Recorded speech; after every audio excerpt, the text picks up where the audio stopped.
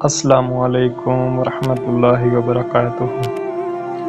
تو جناب یہ ویڈیو جو سجدہ کرتے ہیں، سجدے کی حالت میں انہیں گندے خیالات آتے ہیں، ان کے لیے ایک واقعہ ہے۔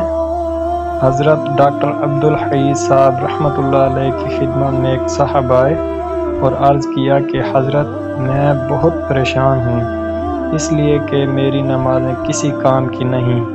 جب میں سجدہ کرتا ہوں تو اس وقت دماغ میں ایسے شہوانی اور نفسیانی خیالات کا ہجوم ہوتا ہے کہ الامان تو وہ میرا سجدہ کیا ہوا، وہ تو ویسے ہی ٹکریں مارنا ہوا۔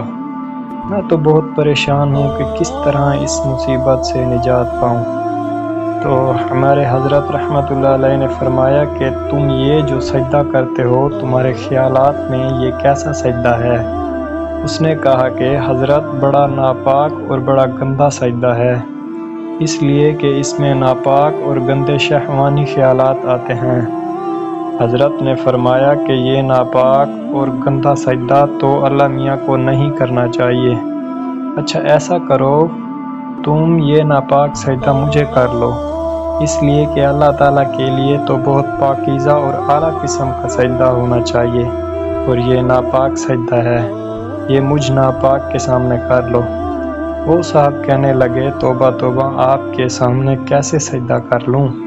حضرت نے فرمایا کہ بس اس سے پتہ چلا کہ یہ سجدہ اسی ذات کے لیے ہے، یہ پیشانی کسی اور کے سامنے جھک نہیں سکتی۔ اس سجدہ میں کیسے ہی گندے شہوانی اور نفسانی خیالات کیوں نہ آ رہے ہوں، لیکن یہ پیشانی اگر جھکے گی تو اسی کے در پر جھکے گی، لہٰذا یہ سجدہ اسی اللہ کے لیے ہے۔